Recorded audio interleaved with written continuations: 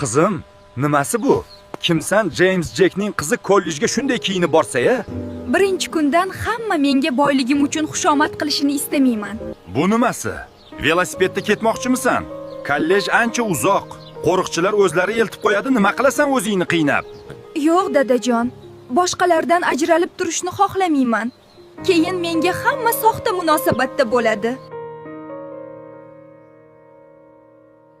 Seni oldin ko'rmagan ekanman. Yangi kelgansan shekilli. Bu kollejda xohlagan ishimni qilaman deb xomtama bo'lma. Xo'y, uni qara. Mashhur biznesmen James Jackni qizi keladi deyishgandi. Bu o'sha shekilli. Qara, yur gaplashamiz. Siz James Jackning qizimisiz? Bizni kollejga kelishingizni eshitganimizdan beri intizorlik bilan kutamiz. Tanishinglar, bu yangi o'quvchimiz. U shaharchamizga yaqinda ko'chib kelgan katta tadbirkor James Jackning qizi.